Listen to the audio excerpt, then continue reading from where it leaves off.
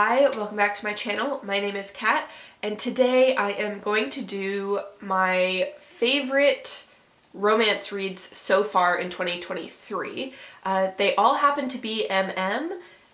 It is not, however, that I've only read MM. I have also read a plethora of other queer pairings, specifically focusing on FF as well, but I just did not like them. And in fact, some of those were the worst reads of my year so far, which you'll see if I ever do wrap-ups. I think I've missed the last 2 or 3 months, so I am unsure of how to wrap up that many things. I think I'm gonna do one of those tier ranking videos, and that's how I will catch you guys up. The other thing to mention is that I have a cold, so if my voice sounds weird, very nasally, that's why. My nose and sinuses are all messed up, so it is what it is. My husband just took our baby for a walk, so this is the only time I have, so we're gonna make it work. So without further ado, let's get into it.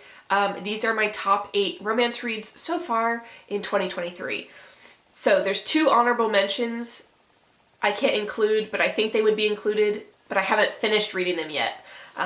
So one is The Man Who Loved Cole Flores by K.A. American, and the other one is Garon Park by Nordica Knight. Both of these I'm currently reading and they are really good, so I just wanted to mention them, but I can't put them on yet because I haven't finished. So number 8 is Between the Devil and the Sea by Chenny Lynn Feener, and I honestly read this because of the cover.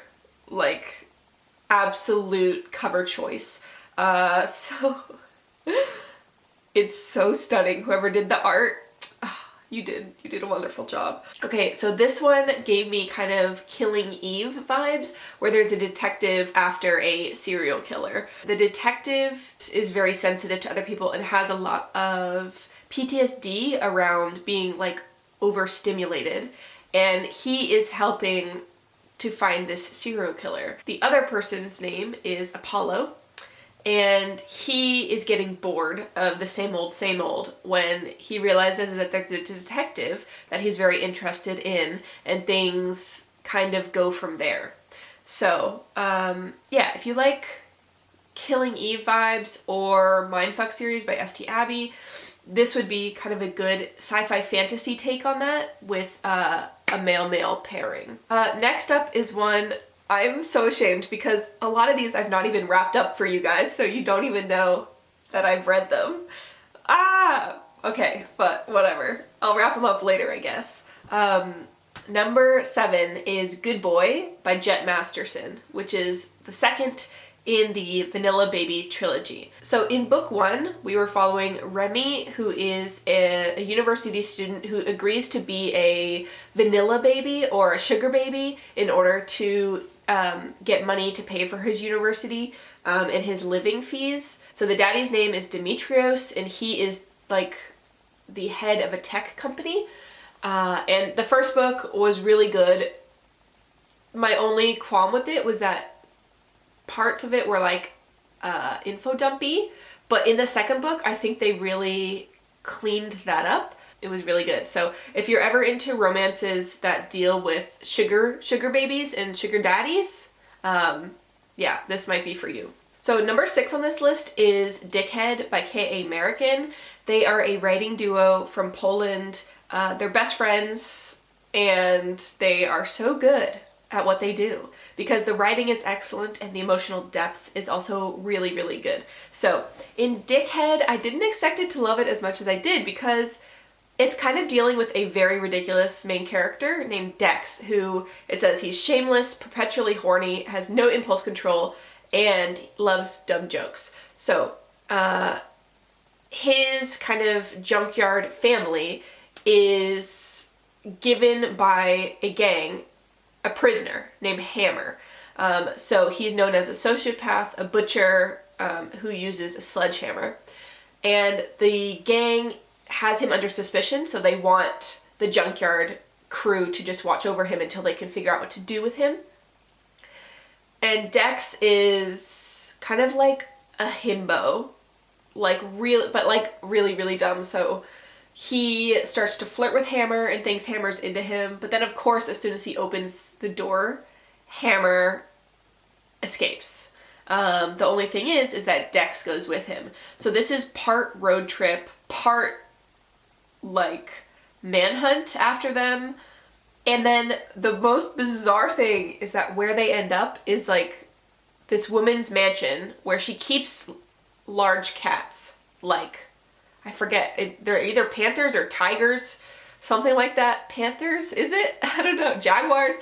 And she also is a madame, like a mistress who hosts BDSM parties. And that is how Hammer knew her all those years ago. Like, he used to go to those parties. So it's just wild. The premise is wild, and I didn't think that I would even like remember it really, but it's really stuck with me, like some of the scenes. And yeah, so if you're looking for a wild ride, then go for it. Number 5 is Xerxes by Cora Knight. So this one I've talked about before because this is one of the Captive Prince dupes that I tried to read for that video. I'll leave it linked down below. But even in the author's note, it says that it was inspired by Captive Prince. So if you like Captive Prince, you might like this. So there's an emergency landing on an uncharted planet. The captain of the crew kind of catches the eye of the king of the land, whose name is Xerxes. There were a few interesting takes on the beats from Captive Prince in this one that I thought were quite unique. Yeah, so I really liked it, and I really liked the end as well, and I will be reading on in the series if the author does write more. Xerxes was published in 2017, so we're all waiting. We're all waiting for the next one, please. Okay, number 4 is Pure Silence by K.L. Hires. This one, again, is very, very interesting premise. I think the thing that makes me love romances and make them stand out in my mind is when they have something unique about them. And this one is certainly unique. So the 2 main characters we're following, one is Cassidy Nash, also known as Goldie. So he's an wrestler, and now he trains at the gym and has chronic back pain. So one day he's going to the gym and he bumps into a young man. And the young man's name is Day. So he bumps into him, he falls into a puddle, and Goldie realizes, oh my gosh, the poor kid, he's not a kid, but the poor kid is going to be freezing wet, so he gives him his jacket. The boy runs away, and Goldie thinks he'll never see him again. However, Day hears voices from above telling him to kill people who are bad. And these voices really get into his head and drive him crazy, which is why he wears noise-canceling earphones. Make it make sense. It's okay. Just let it go for that one aspect. But when he bumps into Goldie, he realizes he can't hear his voice at all. It's very Twilight. So he's kind of obsessed with him and thinks he's like his savior.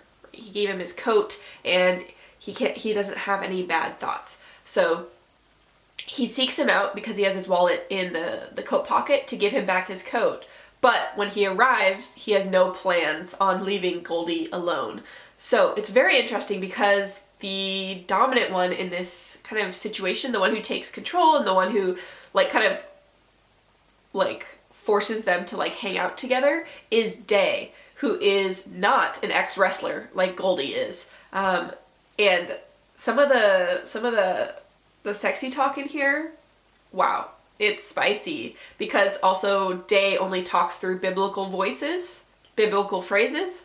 So if you're very religious, stay away from this one. But if you're like me and blasphemous phrases do it for you, then this would be perfect. All right, so number 3 is Pretty Policeman by Pfeiffer Rose.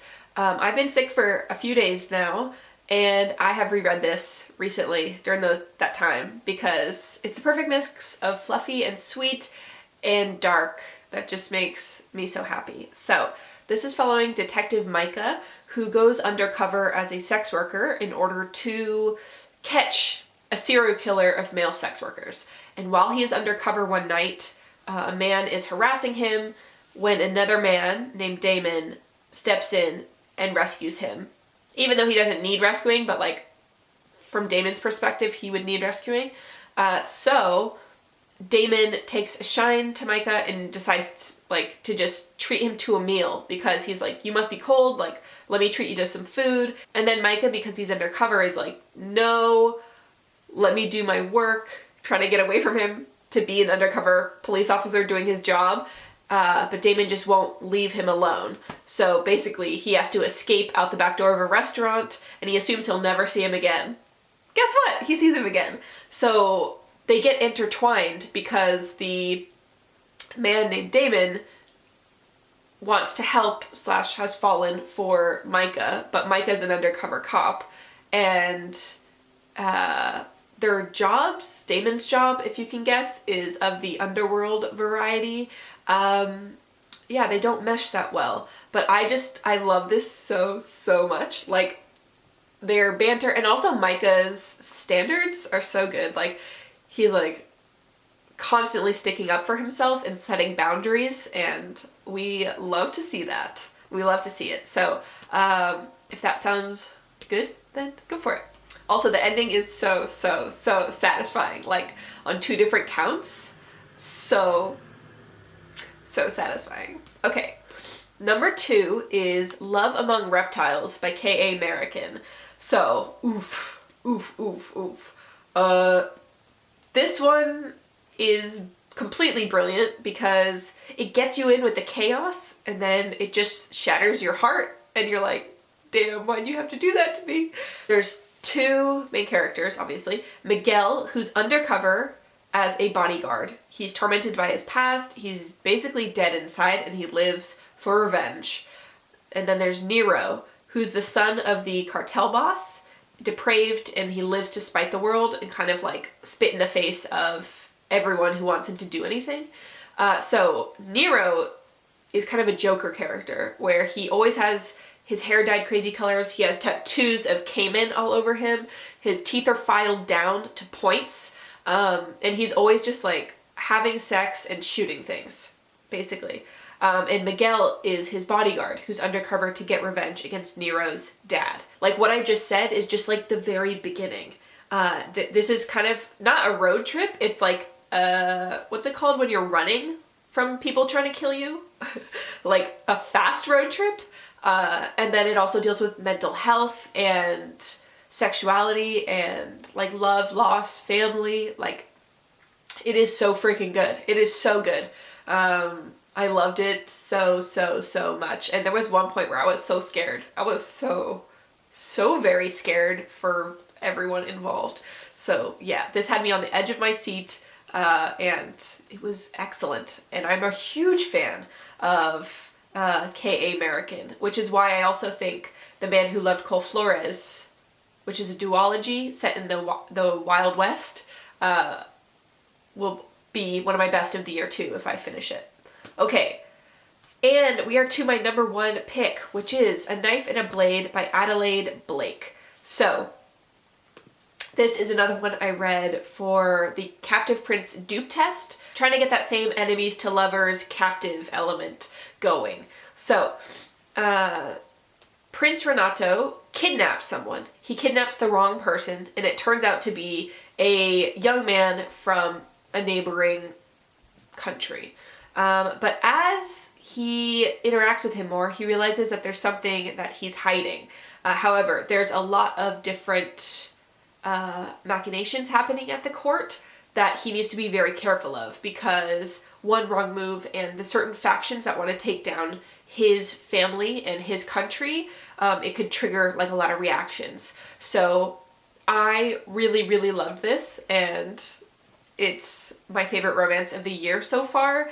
I haven't reread it because I want to reread it and then read the full series through, which I'm looking right now.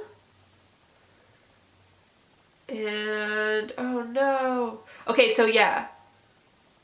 It says that the 3rd one was published this year. and the fourth one is not out yet. Yeah, so I will not be reading on until the series is finished because I would love to just read it all in one go and get all of the goodness at once. So, these were all of my top romances of the year so far. Most of them have dark themes. No one is surprised here. So, if you have any romances to recommend to me, please do let me know, especially if they're MM or FF. Usually romances, I usually don't read straight romance for some reason. I don't really know why. But yeah, I've tried some FF this year, but they really didn't work for me. So if you have good recommendations, let me know. But I like some dark content, okay? Like if everyone's so sweet, it's not gonna work. It's not gonna work. Okay, so that's it for this video. I will see you in another one soon. Lots of love. Bye!